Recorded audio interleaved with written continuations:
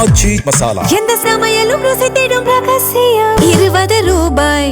ஆளுநர் உரைக்கு நன்றி தெரிவிக்கும் விவாதம் 2வது நாளா சட்டசபையில இன்னைக்கு நடந்துச்சு. முக்கிய விவாதங்கள் பற்றின தகவல்களை வழங்குகிறார் செய்தியாளர் ரமேஷ்.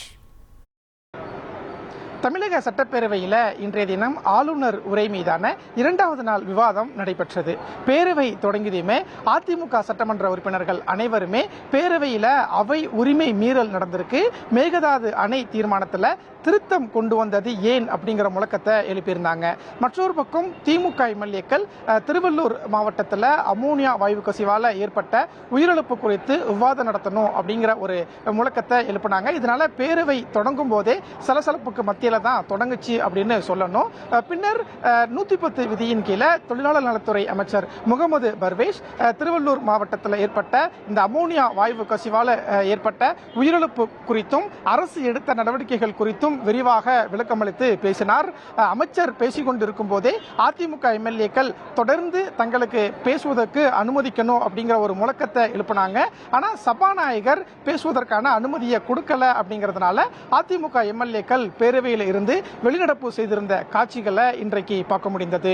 மற்றொரு பக்கம் இந்த மேகதாது அணை விவகாரம், முதலமைச்சர் கொண்டு வந்த மேகதாது அணைக்கு எதிரான தனி தீர்மானத்தில் திருத்தம் மேற்கொண்டதில் எந்தவிதமான அவை மீறலும் நடைபெறல அப்படிங்கிற ஒரு தகவலை சபாநாயகர் பேரவையில் தெரிவித்திருந்தார். அதே மாதிரி அமைச்சர் ஆதவ் அர்ஜுனா பேசும்போது காவிரி நதிநீர் பிரச்சனை அப்படிங்கிறது எங்கள் உயிருக்கு சமமானது அப்படின்னு அமைச்சர் ஆதவ் அர்ஜுனா பேசியிருந்தார். நீர்வளத்துறை அமைச்சர் என் ஆனந்த் மேகதாது விவகாரம் சம்பந்தமாக பேசும்போது மத்திய அரசோ அல்லது கர்நாடகா அரசோ புதிய வழிகாட்டுதலின்படி மேகதாது அணையை மறைமுகமாக கட்டக்கூடிய முயற்சியில் ஈடுபட்டாங்கன்னா தமிழ்நாடு அரசு கை கட்டி வேடிக்கை பார்க்காது அப்படிங்கிற ஒரு தகவலை இன்றைய பேரவையில் பதிவு செஞ்சிருந்தாரு. இப்படியாக மேகதாது அணை மீதான விவாதம் சட்டப்பேரவையில் இருந்தது. அதே மாதிரி ஆளுநர் உரை ஆரம்பிக்கும் போது தமிழ் தாய் வாழ்த்தும் 2வதாக தேசிய கீதமும் பாடப்பட்டதல்லவா, அந்த விவகாரமும் இன்றைக்கு பேரவையில் எதிரொலித்தது. எதிர்க்கட்சி தலைவர் உதயநிதி ஸ்டாலின் பேசும்போது ஆளுநர் பேரவையில் உரையாற்றும் போது தமிழ் தாய் வாழ்த்து ஒரு முறையும் தேசிய கீதம் 2 முறையும் பாடப்பட்டது ஏன் அப்படிங்கிற கேள்வியை எழுப்பியிருந்தார். அதற்கு பதிலளித்த சபாநாயகர் பேரவையில் 2 முறை தேசிய கீதம் பாடப்பட்டதில் எந்த தவறும் இல்லை அப்படிங்கிற ஒரு தகவலை பதிவு பண்ணியிருந்தார். அதற்கு எதிர்க்கட்சி தலைவர் உதயநிதி ஸ்டாலின் பேசும்போது 2 முறை தேசிய கீதம் பாடப்பட்டால் 3 முறை தமிழ் தாய் வாழ்த்தை பாடுவோம் என்று தமிழக அரசு சொல்லியிருக்க வேண்டும் என்று பேசியிருந்தார்.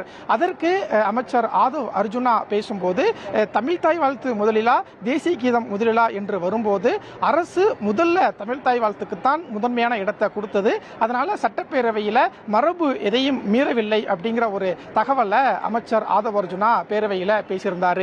இப்படியாக தேசிய கீதம் தமிழ் தாய் வாழ்த்து தொடர்பாக பேரவையில் ஒரு காரசார விவாதம் இருந்தது அப்படிங்கிறதையும் பார்க்க முடிந்தது. அதே மாதிரி ஆளுநர் உரையாற்றும் போது 37 நிமிடம் உரையாற்றியிருந்தார்.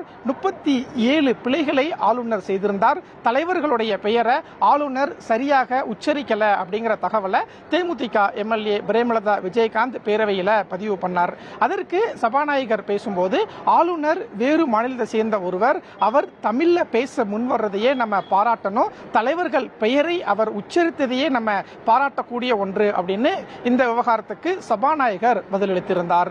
அதே மாதிரி மேயர் பிரியா, திருவிக்கநகர் எம்எல்ஏ பல்லவி இவர்களுடைய விவகாரமும் இன்றைய பேரவையில் எதிரொலித்தது அப்படிங்கிறத பார்க்க முடியுது. குறிப்பாக அரசு நிகழ்ச்சியில ரிப்பன் கட் பண்றதுலையும் மெழுகுவர்த்தி ஏற்றுறதுலையும் மேயர் மற்றும் எம்எல்ஏ இடையே ஒரு போட்டி நடைபெற்ற நிலையில் இந்த விவகாரத்தை முன்வைத்து பேரவையில் பேசிய சபாநாயகர், ஒரு அரசு நிகழ்ச்சி நடக்குது அப்படின்னா அரசு மரபுப்படி சம்பந்தப்பட்ட எம்எல்ஏக்களுக்கு முறையா அழைப்பு கொடுக்கணும், எம்எல்ஏக்களுடைய சிறப்பு உரிமைகள் மரபுகள் என்னென்ன அப்படின்னு உள்ளாட்சி அமைப்பை சேர்ந்த பிரதிநிதிகளுக்கு தலைமைச் செயலாளர் ஒரு அறிக்கை ஒன்றை சொல்லணும், தெளிவுபடுத்தணும் அப்படிங்கிற ஒரு தகவலை சபாநாயகர் இன்றைக்கு பேரவையில் சொல்லியிருந்தார் அப்படிங்கிறதையும் முக்கியமான ஒன்றா பார்க்கப்படுது. அதே மாதிரி மின்வெட்டு, தமிழகத்தில் நிறைய இடங்கள்ல மின்வெட்டு நடைபெறுகிறது, மின்வெட்டுக்கான காரணம் என்ன அப்படின்னு எதிர்க்கட்சி தலைவர் உதயநிதி ஸ்டாலின் இன்றைக்கு பேரவையில் கேள்வி எழுப்பியிருந்தார். அதற்கு மின்துறை அமைச்சர் நிர்மல்குமார் பதிலளித்து பேசும்போது,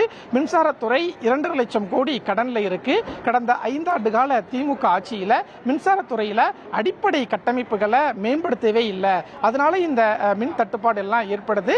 தற்போதைய ஆட்சியில நாங்க அதை சரி பண்ணிட்டு இருக்கிறோம் அப்படிங்கிற ஒரு தகவலை அமைச்சர் நிர்மல்குமார் பேரவையில் பதிவு பண்ணியிருந்தாரு. அதற்கு முன்னாள் மின்சாரத்துறை அமைச்சர் செந்தில் பாலாஜி எழுந்து பேசும்போது, இதே அதிகாரிகளை இதே மின் கட்டமைப்புகளை வச்சுதான் நாங்க 5 வருஷமா மின்வெட்டு இல்லாத மாநிலமா தமிழ்நாட்டை நடத்தி காட்டணும் அப்படிங்கிற தகவலை பதிவு பண்ணாரு. இதற்கு பதிலளித்த மின்சாரத்துறை அமைச்சர் நிர்மல்குமார், மின்சாரத்துறையில என்னென்ன நடந்திருக்கிறது, மின்சாரத்துறை இப்போது எப்படி இருக்கு அப்படின்னு 2-3 நாட்கள்ல நாங்க வெள்ளை அறிக்கை வெளியிடுறோம் அப்படிங்கிற ஒரு தகவலை பேரவையில பதிவு பண்ணியிருந்தாரு. இப்படியாக இந்த மின்வெட்டு தொடர்பான எதிர்க்கட்சிகளின் குற்றச்சாட்டும் அரசின் விளக்கமும் என்று இந்த மின்வெட்டு விவகாரம் சம்பந்தமாகவும் சட்டப்பேரவையில ஒரு காரசார விவாதம் நடந்ததை பார்க்க முடிந்தது. எந்த சமையலும் ருசி தேடும் ரகசியம் 20 ரூபாய்.